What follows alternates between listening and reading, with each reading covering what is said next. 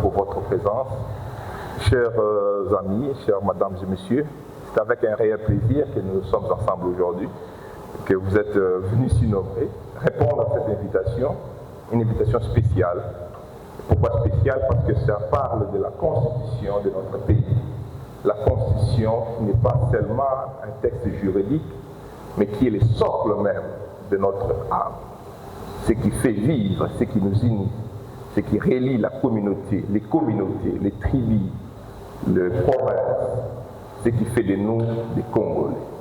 C'est dans cette logique que nous allons aujourd'hui réfléchir lors de cette invitation des réflexions intellectuelles pour répondre ensemble à la question de l'ère, le changement de la Constitution ou la révision de la Constitution. Si nous y allons pour un changement de la Constitution, qu'est-ce que nous devons faire?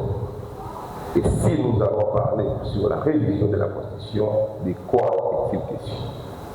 Actuellement, quand on parle à travers la ville de Kinshasa, on aborde les personnes, on leur dit « Que pensez-vous, on va faire le changement de la Constitution ?» La première question, c'est que vous êtes de quelle tendance? Aux alliés pour maintenir Félix ou bien aux autres volets?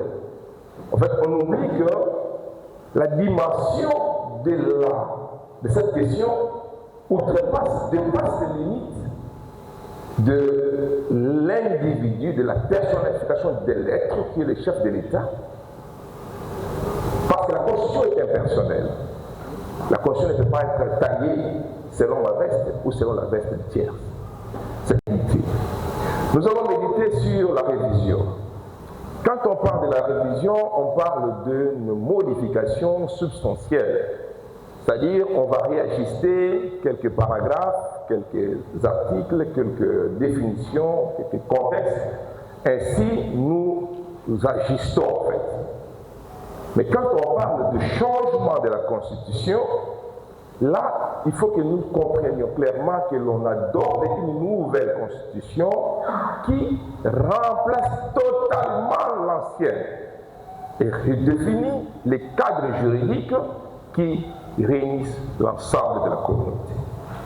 Donc, en des mots, on peut maintenir ça comme notre slogan: révision égale ajustement, changement égale refondation.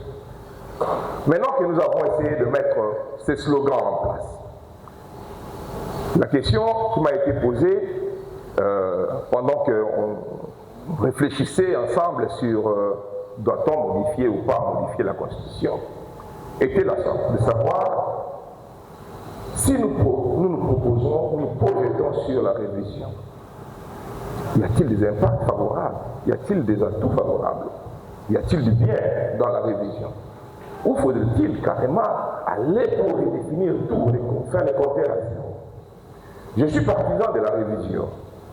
En tant qu'analyste politique et aussi indépendant, je pense que le savoir ne peut pas être mis dans un cachot. L'homme intellectuel est appelé à réfléchir. C'est ainsi que je me suis attardé sur le sens de la révision de la Constitution. Je vais vous énumérer les deux raisons principales. Premièrement, c'est parce que nous devons maintenir la durabilité de l'État, des systèmes. On ne doit pas à chaque fois changer, sauter d'un point A vers le point B. On peut maintenir aussi la continuité tout en portant des modifications. Nous savons tous que la Constitution, c'est l'être humain. Nous savons tous que l'être humain est imparfait. Donc, c'est tout à fait logique qu'on peut porter des modifications. On peut réfléchir sur des améliorations. Parce que rien ne peut être parfait. Mais quand on parle du changement réel, ça veut dire que nous allons effacer tout ce qui a existé pour redéfinir le nouveau contexte. C'est vrai que beaucoup de personnes et des amis sont partisans du changement. Je les soutiens aussi et je les comprends, ce qui fait aussi de la beauté de la diversité. C'est cette beauté de la diversité que j'aimerais aujourd'hui, à travers nos réflexions, qu'ensemble, nous ayons le même point de vue. Acceptons-nous dans la diversité, parce que c'est cette diversité qui fait l'unité de la RDC. La RDC est constituée de plusieurs provinces, tribus, localités, secteurs et consorts. Et cette diversité fait de nous ce que nous sommes aujourd'hui. Et c'est dans cette diversité que je vous demanderai de faire preuve de la laïcité aussi. de la tolérance, parce que c'est ce qui définit l'âme de la Constitution que nous avons. Je vais vous citer quelques versions, quelques articles de l'ancienne Constitution qui ont été pour moi l'objet de quelques recherches scientifiques, mais aussi intellectuelles, pour nous amener à une révision substantielle, je mets l'accent sur le substantiel, parce que au lieu de faire un changement, on peut toucher l'essence même de la Constitution, ce qui est considéré comme intangibilité. En touchant cela, c'est le peuple qui est souverain. Donc le peuple a le pouvoir porter des modifications si cela est nécessaire. Ici, on n'est pas dans un débat de vérité. Ce que je produis comme article scientifique ou documentation scientifique n'est pas de vérité absolue. Non. C'est une complémentarité des savoirs. Ça veut dire qu'il y a aussi des éminents professeurs et des éminents chercheurs qui pourront apporter aussi sur ces documents d'autres éléments, d'autres sous-bassements. C'est pourquoi l'invitation est accordée à tout le monde de réfléchir. Dans une note politique du secrétaire permanent de l'Union sacrée, professeur Mbata, une note circulaire 007, il a fait référence en demandant à l'ensemble de la communauté, des provinces, l'ensemble de la population congolaise, quelles que soient les couches sociales, d'apporter des contributions. Et c'est dans cette logique-là qu'est née, au fait, l'idée de mettre en cause la véracité de la Constitution, comme si on pouvait amener notre raison devant le tribunal. Et dans cette analyse, nous allons essayer de lire quelques paragraphes, quelques articles, et avec vous, nous allons essayer de faire ressortir quelques éléments, et je vais vous expliquer ici présent le pourquoi ces éléments touchent sensiblement à l'instabilité que nous sommes en train de traverser, et raison de plus qui peut nous amener à une modification ou à une révision substantielle de la Constitution. Commençons d'abord par la souveraineté. La souveraineté s'est définie au niveau de l'article. Je ne sais pas si parmi nous quelqu'un a une constitution. J'aimerais quand même que cette interaction soit une interaction entre voilà, nous avons une constitution. Est-ce que le modérateur, pourriez-vous s'il vous plaît donner à Madame Eugénie le micro, elle pourra nous lire l'article 9, s'il vous plaît.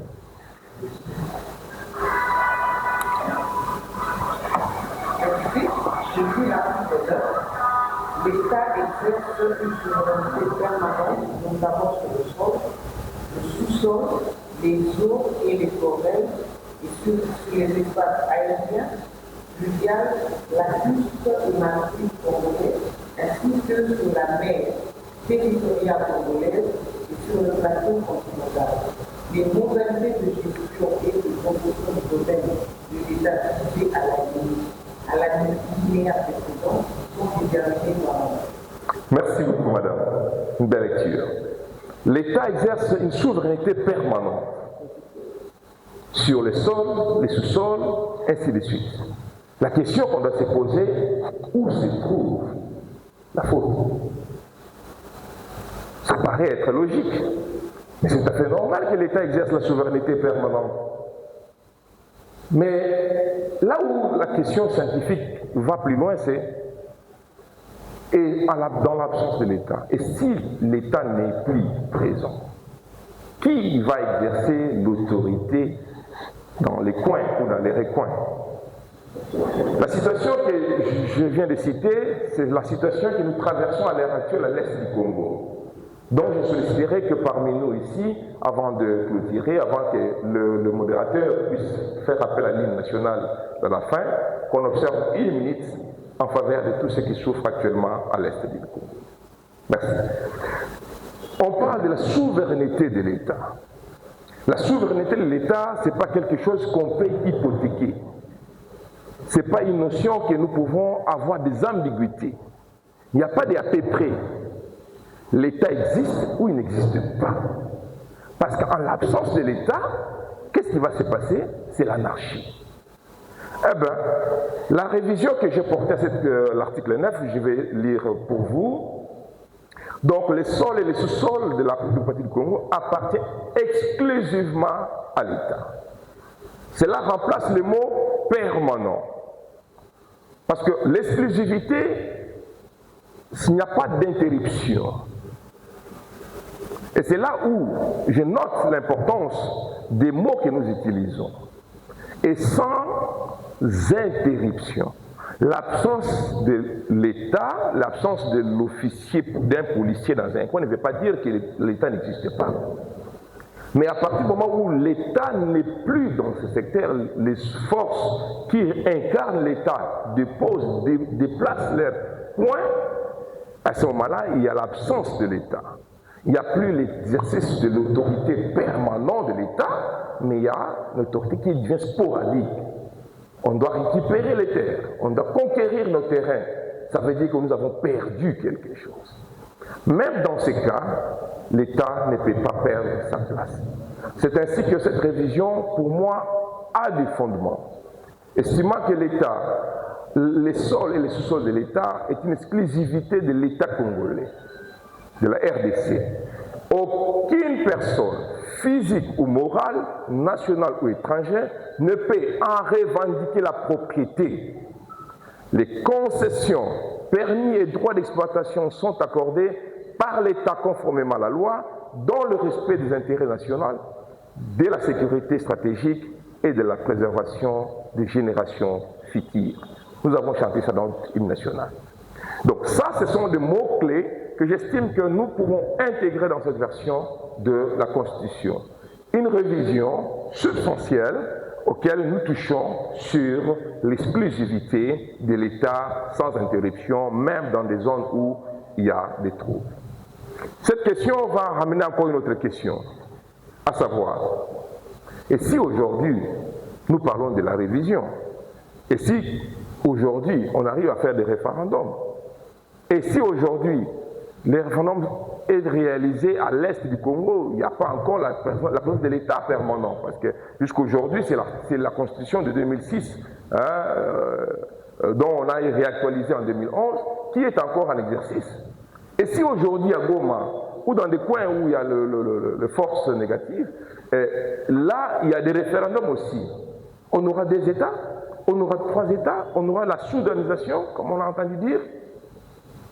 Qu'adviendra de la nation si aujourd'hui nous passons rapidement en désordre ou en besoin dans cette formule de réforme ou de la modification de la Constitution? Ces questions-là, on pourra les répondre après pour avancer, vu que nous sommes déjà avancés avec le temps. J'aimerais solliciter également une autre approche que j'ai pu analyser, c'est l'article 10 de la Constitution, dont je demanderai également à notre chère maman Génie de nous en faire la lecture. Merci. L'article 10. La nationalité congolaise est une et légitime. Elle ne peut être détenue concurremment avec aucune. La nationalité congolaise est soit d'origine, soit d'institution individuelle. Et congolaise d'origine, toute personne appartenant au groupe ethnique dont les personnes et le territoire constituaient ce qui est devenu le Congo, présentant la République démocratique du Congo à l'indépendance. Une loi organique détermine les conditions de reconnaissance, d'acquisition et de perte et de recouvrement de la nationalité congolaise. Applaudissons pour Maman Eugénie. Merci beaucoup. L'article parle de la nationalité congolaise, mais aussi parle de qui est congolais. On ne peut pas parler de l'État sans des personnes. Tout comme on ne peut pas parler de l'État sans langue. L'État, c'est reconnu par la culture, par les sols, et puis par la population. En l'absence d'une culture, en l'absence d'une langue, d'une culture de la population, on n'a que des terres, il n'y a pas d'État. Donc il faut que 3 conditions soient. Mais dans ces 3 conditions, ici nous parlons de l'identité des Congolais. Bon, cette question, vous en souvenez certainement qu'il y a eu débat autrefois de père et de mère, un peu dans tous les sens, à tel point que c'était devenu une question politique dans tous les... Alors, la formulation paraît être normale. Hein? Quand on lit, être Congolais, qui est Congolais? On sommes des Congolais. Et l'article définit aussi les modalités. Mais voici la reformulation que j'ai estimée appropriée et pourquoi c'est approprié. Je vais l'expliquer également. Voilà, l'article 10, nouvelle formulation, nationalité congolaise et congolais d'origine. La nationalité congolaise est une et exclusive. Et congolais d'origine, toute personne née d'un père ou d'une mère congolais ou dont l'un des parents est originaire des tribus et des zones d'origine définies selon la carte géographique qui a été enregistrée en 1908. Là, je stoppe d'abord sur 1908. La nouvelle constitution, on parle de reconnu au moment de l'indépendance. L'indépendance, ce n'est qu'en 1960.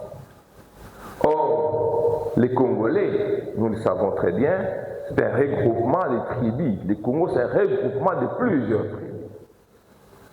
Donc, ce qui fait que l'histoire du Congo commence de 1885 jusqu'à 1905, au moment où le roi Léopold II a été accusé pour des atrocités qu'il commettait au niveau du Congo. Et ces atrocités ont amené à ce que de 1905 à 1908, le roi a eu à céder, à donner un cadeau, le Congo comme cadeau à l'État belge. C'est ainsi qu'est née la République du Congo. Voilà. Donc c'était en 1908 que le Congo a été défini selon la carte que nous avons aujourd'hui. Et nous savons très bien que lors de la répartition, il pouvait passer une ligne ici, il y a des Tutsis ici, et des Tutsis là-bas, on les coupe en milliers. De la même manière, on a fait avec le Congo-Brazza, le Congo-Kinshasa, on a coupé, voilà, les Brazza francophones, vous, Belges. Donc, ils ont fait ainsi de suite, mais on va trouver dans tous les zones frontalières ce genre de problème, qui est dit aux ethnies, qui se retrouvent de l'autre côté et de l'autre côté. Donc ça, nous ne devons pas oublier. Mais toutefois, et Congolais d'origine, c'est défini. La nationalité congolaise est acquise par naturalisation ou par mariage direct. Quelqu'un peut se marier avec un Congolais, il demande la nationalité congolaise, il devient Congolais. Il faut aussi accepter cette situation. Mais là où nous devons mettre la sécurité, c'est là où ça devient très important, parce que tout le monde peut devenir Congolais. Mais comment on peut sécuriser?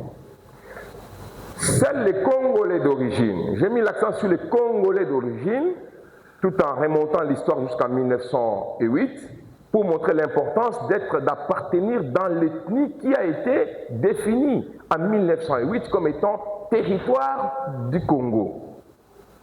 Et seuls les Congolais d'origine peuvent donc accéder aux fonctions, je cite, du président de la République, donc le président de la République, Premier ministre, président du Sénat, président de l'Assemblée nationale, le gouverneur de province, le chef des forces des armées, de la police, le président de la Cour constitutionnelle et des juridictions supérieures. Pourquoi nous devons délimiter cela? Parce que nous savons très très bien qu'à défaut de ne pas limiter cela, nous pouvons avoir l'infiltration. Mais à cela aussi, on peut encore verrouiller. Qui peut devenir président? Oui, je suis Congolais d'origine. Ça, il n'y a pas de doute. Mais j'ai une femme qui est belge, d'origine. Ça devient aussi une autre question. Parce que, imaginons un instant que j'ai une femme qui soutient le M23 et que je suis dans le gouvernement. Est-ce que on va m'accorder la place? Je pense que non. On va me dire, même si tu es là, ce n'est que ta femme, mais monsieur, essaie un peu de rester. Voilà, c'est un peu ça en fait la situation. Nous devons ici réfléchir pour les années à venir, sauvegarder notre pays, ça veut dire créer des lois, définir les textes juridiques qui vont permettre à ce que demain ou après-demain, qu'on ne retombe pas dans le problème. Et ça, c'est l'expérience qui nous a appris ainsi. La double nationalité pour nous de la diaspora, vous avez compris sans doute que nous sommes de la diaspora, donc pour nous, nous cherchons à tout prix à obtenir cette double nationalité. Et je pense que la reformulation va aussi de soi. J'ai formulé ça comme suit: la double nationalité est autorisée uniquement pour les Congolais d'origine. Là, je mets l'accent sur les Congolais d'origine.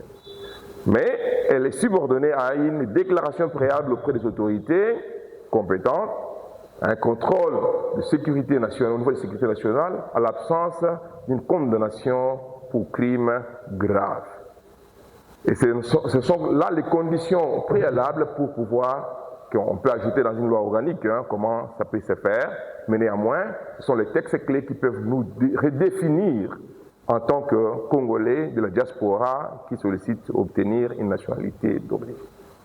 Mais néanmoins aussi, on peut aussi ajouter que les Congolais d'origine, l'exclusivité, être Congolais d'origine, ça ne peut pas s'enlever. On ne peut pas devenir quelqu'un d'autre si on est Congolais d'origine. On peut devenir notre nationalité, mais on ne va jamais perdre notre identité de Congolais d'origine. Ce sont des textes qu'on peut toujours ajouter, argumenter. Et vous voyez, tout ça, c'est reformulé sur base des textes existants. Là, nous ne parlons pas forcément d'une révision, d'un changement, mais nous réfléchissons que sur base des textes existants. On pourra également évoluer sur plusieurs aspects. Comme je disais, donc là, le temps passe vite. J'ai déjà consommé pratiquement 40 minutes, mais je ne suis qu'au deuxième article. Donc, si nous allons partir article par article, nous risquerons de rester ici, parce qu'il y a quand même beaucoup de points. Je vais solliciter à ce que quelques journalistes ici présents, s'ils ont des questions, ou au niveau de l'Assemblée, si vous avez des questions sur quelques articles spécifiques, je peux facilement reformuler, comme ça on va avancer et puis pourquoi pas attendre vers la fin, parce que c'était prévu qu'on devait finir à 12 heures, mais nous avons déjà dépassé d'1 heure. Est-ce que vous avez des questions, chers amis journalistes? Vous avez la parole. Je reviens par rapport à la société normale de l'aviation, notamment la société de l'État,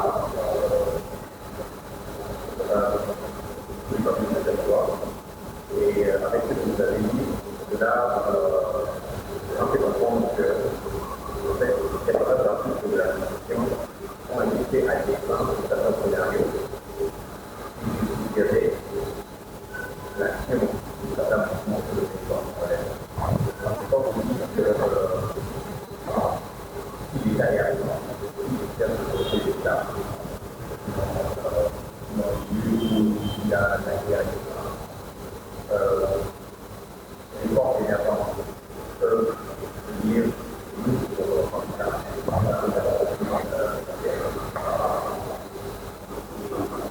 Quand on voit que le scénario de développement, on voit que l'ancien développement parle d'habitation, de chercher une activité en tant que Congolais, comme nous savons tous.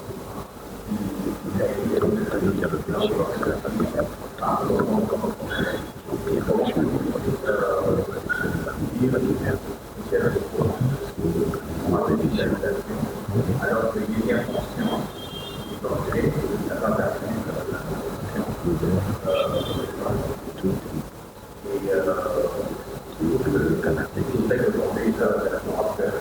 cela enseigne le Congolais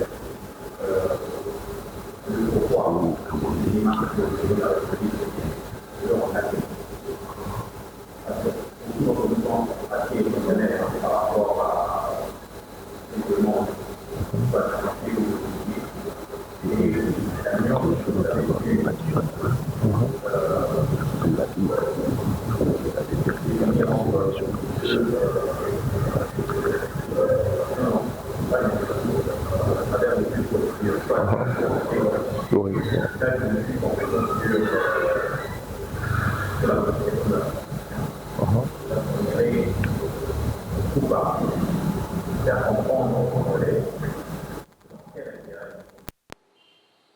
Cette action serait faite parce que si on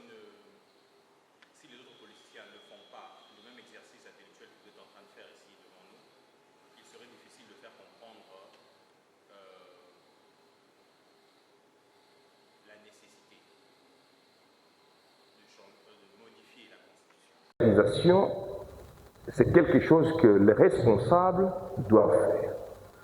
Commençons par le parti politique.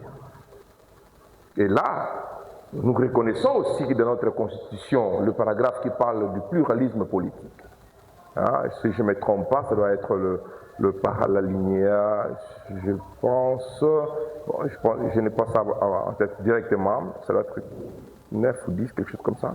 Mais bref, dans le pluralisme politique, on autorise à tout Congolais de créer un parti politique. Bon, dans ma reformulation, c'est un Congolais d'origine. Hein. Je préfère mettre d'origine parce que le fait de dire tout Congolais, je peux devenir un Congolais voilà, naturalisé, et la Constitution me confère les droits de créer un parti politique. Mais non, Congolais d'origine peut, en réunissant les conditions, créer un parti politique. Mais un parti politique a l'obligation aussi de former la population, d'éduquer la population sur les valeurs civiques, de la démocratie et l'état des droits. C'est ainsi que la population va se sentir à la hauteur demain pour aller élire la personne parce qu'ils comprennent les enjeux politiques ces jours.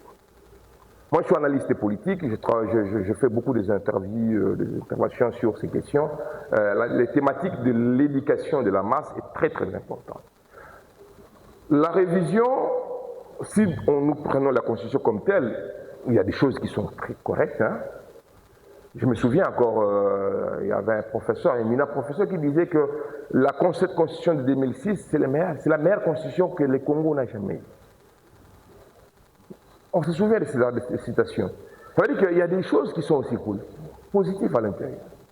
Mais comme tout être humain, à travers le temps, rien ne peut être statique. Il y a des besoins qui vont solliciter à ce que l'on arrive à faire des modifications. Il y a des points qu'on pourra faire des amendements, mais aussi il y a des points qu'on pourra, mais évidemment, garder sur les gardes. C'est pourquoi c'est très important, à mon humble avis, que nous nous focalisions sur l'essence des pièges qui ont été cloués dans cette Constitution. En enlevant ces pièges, nous retravaillons une Constitution qui sera à la beauté de la nation. Mais en ne faisant juste qu'un changement de Constitution, nous allons être butés à des choses qu'on n'a pas préparées aussi en amont. Et ça va nous faire revenir encore en arrière. Pourquoi ne pas conserver, travailler sur ces documents et évoluer? Il y a l'autre aspect qu'il faut noter, ce n'est pas la Constitution qui va définir le développement. Non, ce n'est pas la Constitution qui définit le développement. Ce n'est que les textes. Le vrai développement, c'est les réformes que nous, les humains, devons faire, nous, les Congolais. C'est les réformes intellectuelles que nous devons avoir. Et la Constitution, c'est pour nous un moyen, un gage de pouvoir travailler sur des objectifs bien clairs et bien définis. Vous imaginez, si on pouvait nous donner la Constitution des États-Unis, qu'est-ce que ça va nous faire ici au Congo? Eh bien rien. Parce qu'on n'a pas la même mentalité que les Américains, n'est-ce pas? On peut nous prendre les constitutions de la France. On nous donne. Ça ne servira à rien. Mais quand on produit une constitution qui répond aux besoins de la population congolaise, j'en cite la question de la langue. La langue, dans l'ancienne constitution, nous savons très bien que le français, c'est la langue officielle, hein, administrative et comme ça. Mais dans ma nouvelle reformulation, je vais lire pour vous. Le français demeure la langue officielle de la démocratie du Congo. Toutefois, les 4 langues nationales, Lingala, Swahili, Kikongo et Chiluba, sont intégrées dans l'administration publique et utilisées comme langue de travail dans les institutions, les services publics et les juridictions, selon les zones géographiques et socio-linguistiques. L'État garantit la formation des agents publics dans ces langues, la traduction des principaux actes administratifs et judiciaire, l'accessibilité des citoyens aux services publics dans leur langue nationale, la promotion et la valorisation de ces langues comme patrimoine culturel et outil de cohésion nationale. Une loi organique fixe les modalités pratiques d'application et de coordination entre le français et les langues nationales dans l'administration. Ça, c'est une proposition que je fais. Pourquoi? Parce que vous imaginez, quelqu'un qui est né peut-être à Lodja et qui vit maintenant à Kinshasa, on lui demande l'acte de naissance. On va lui produire l'acte de naissance en français. Mais la personne ne connaît pas le français. Il va vous amener un document, il va présenter, ça va passer, n'est-ce pas? Par contre, si nous, admettons les cas ici, donc prenons les 4 langues, pour ne pas parler de TT-là, que je n'ai pas cité, quelqu'un qui est dans le Bas-Congo, qui parle le Kikongo, et dont il habite au Kasaï, eh bien, l'administration pourra établir l'acte de naissance ou l'acte de mariage ou n'importe quel acte dans la langue qui est exploitée, utilisée dans la zone où il est sollicité. C'est ainsi qu'on va favoriser cette union des langues. C'est la promotion culturelle, la sauvegarde de la culture. C'est très important, chers amis, que nous travaillons sur la promotion de cette révision de la Constitution dans le fond. Une révision substantielle de la Constitution. C'est vraiment pour notre intérêt. Je disais à peine, la formation fait partie de prérogatives que les autorités doivent mettre en place. Former, informer, sensibiliser, on doit comprendre quels sont les enjeux qui sont en place. Il y a beaucoup d'articles que nous pouvons lire ensemble, où vous trouverez certainement des fautes. Il suffit de réfléchir 2-3 fois, vous allez dénicher ce qui a été mis en place comme étant danger, et puis on peut modifier, ajouter ou faire des rectifications. Je pense que s'il y a quelqu'un qui a une autre question. Merci pour la parole. Avant mon village, au bar de la télévision, ici, Martin Mamba, qui est notre exposé, de la diaspora, le partenaire partenaire de ce parcours est à la tête et forcer tout à l'heure, vous voulez dire à la fin, on aura une précédence qu'on a fait sur la test. Et le Rwanda, c'est d'autres problèmes. Est-ce que c'est le moment de réviser ou de modifier la constitution de notre pays? Par exemple, frères sont en prison à Ségovère avec les langues d'agression. Si on ne parle de la religion, on change de la constitution. On ne sait pas que nous avons subi notre rêve de l'ancien président qui décidait de faire les mots de religion. Je n'aime pas l'utiliser. Pourquoi arriver là? Est-ce qu'il y a une possibilité de donner une conférence de presse aujourd'hui pour appeler le chef de l'État à organiser un dialogue national pour qu'on soit inévitable de parler vraiment de ce qui se passe et pour à la suite on va parler de la révision au changement de la Constitution. Merci. Et puis il y a la question, c'est qui un Congolais Merci beaucoup, merci cher Armand. Je vais commencer par la dernière question, parce que c'est plus court. Et Congolais d'origine, tout citoyen congolais né en République démocratique du Congo, dont les ancêtres, le père, la mère, les ancêtres sont originaires de tribus, des collectivités, des zones issues de la définition géographique de 1908. Pourquoi? Je viens de l'expliquer. Pourquoi l'indépendance? Oui, on peut partir à l'indépendance, mais à l'indépendance déjà, avant l'indépendance, il y avait déjà des immigrés qui sont venus ici pour travailler dans le secteur minier. ou dans des coins, dans certaines provinces. Nous avons des Haïtiens qui sont venus ici pour enseigner, pour inciter les Haïtiens. Nous en avons plusieurs. Et tous ces gens-là qui sont retrouvés au Congo, sont-ils devenus des Congolais parce que l'indépendance a eu lieu? Non. Ils n'ont pas l'âme du Congo. Ils n'ont pas des liens avec le Congo. Les Congolais d'origine, c'est vous qui, papa, maman, Coco, arrière, Coco, il faut retracer Nzela na yo. Il faut retrouver Moussissa na yo. Et vous allez construire ce pays avec beaucoup de fierté. Je vous donne l'exemple. Nous avons connu des présidents ici au pays.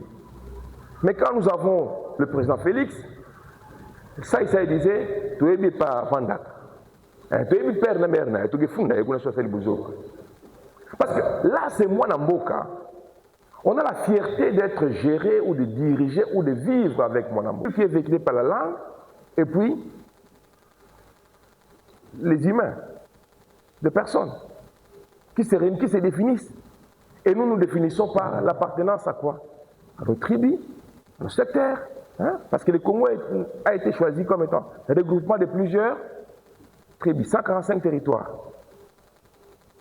C'est connu. C'est ça être un Congolais d'origine. C'est ça, ces Congolais-là que nous devons demain accepter qu'ils soient les présidents de la République. C'est ces Congolais-là que nous devons avoir confiance qu'ils soient les gouverneurs, qu'ils soient les premiers vice-présidents de l'Assemblée, ou les deuxièmes vice-présidents de l'Assemblée, ou les présidents de l'Assemblée, ou les présidents du Sénat. Parce que ce sont ces gens-là qui occuperont des fonctions pour l'amour de cette nation, pour nous et pour nos enfants. Ce ne sera pas quelqu'un d'autre, chers amis. Donc, ça c'était la question. Je vais essayer de répondre donc à la première question que vous avez posée concernant l'instant. Est-ce que c'est l'instant qu'il faut pour la révision? Oui, c'est une très bonne question. Si vous ne m'avez pas posé cette question, j'allais me dire que c'est dommage. C'est que Dossel Masolo Malonga a été placé. Merci pour cette question. On peut beau dire que ce n'est pas l'instant, parce que l'article 9 montre que le gouvernement n'exerce pas une autorité permanente dans d'autres zones. Ça, c'est un fait. Ce n'est pas moi qui le dis, c'est un fait. Nous sommes en train de lutter pour conquérir les espaces. Nous sommes en train de lutter pour regagner les terrains, pour restaurer l'État. Vous voyez, je peux bien dire que ce n'est pas le moment. Mais appeler au dialogue, je pense que le président de la République, il est conscient de tous les enjeux. C'est la personne le mieux conseillée que nous tous ici. Il sait très bien pourquoi ce n'est pas le moment et quand est-ce que ça va être le moment. Donc moi, je lui fais confiance. Et je sais que c'est quelqu'un qui, même quand il va nous suivre, il sait de quoi on parle.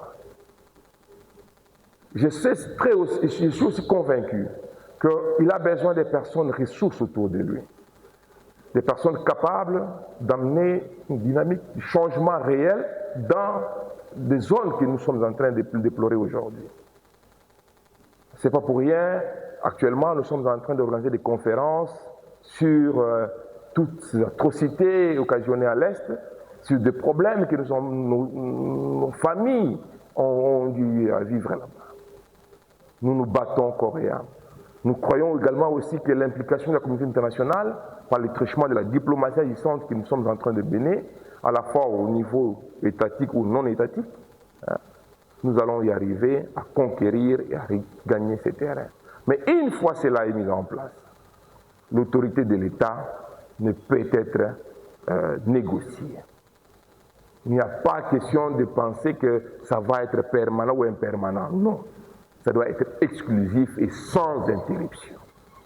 En fait, c'est un peu ça ma réponse. Merci. Une dernière question. Qui est condamné dans l'article 65-64 pour justifier un changement de régime qui est installé de façon constitutionnelle. Vous comprenez? C'est là où se trouve l'enjeu, cher jeune ami. Donc, le problème n'est pas de créer des coalitions. On peut en créer 100 000. Mais quels sont les intérêts derrière ces coalitions? Ici, nous sommes en train de parler des intérêts de la nation congolaise. Je ne parle pas ici de l'intérêt de X ou de Y. Mais quand quelques groupes, 4 personnes, 5 personnes vont se réunir, se définissant qu'ils vont parler au nom de l'ensemble de la population congolaise pour créer une coalition soutenue par des groupes étrangers, afin de créer des divisions, créer des situations non justifiées pour leurs propres intérêts, là c'est dangereux. C'est là où j'aimerais solliciter ici présent notre attention de faire alors barrage à ce genre de personnes. Parce que l'intérêt qu'ils poursuivent, ce sont des intérêts égoïstes. Ce n'est pas les intérêts de la nation. Parce que c'était les intérêts de la nation, ils n'allaient pas compromettre des mécanismes qu'eux-mêmes ils ont installés pour protéger l'État. Admettons qu'aujourd'hui, je vais clôturer par là parce que vu aussi les temps, admettons qu'aujourd'hui on ne fait pas la révision de la Constitution. Nous sommes tous d'emblée de l'opposition, dans le sens où nous ne sommes pas du pouvoir. Rien ne change. Mais si nous arrivons à faire une révision substantielle de la Constitution, et que demain il y a une amélioration, eh bien aujourd'hui on va dire on avait vu loin. Soyons du bon côté de l'histoire, chers amis, défendons la nation congolaise et travaillons pour l'intérêt de la nation. Je vous permettez, je donne une dernière parole parce qu'on a sollicité un peu la parole là-bas, et puis on va clôturer par là, s'il vous plaît.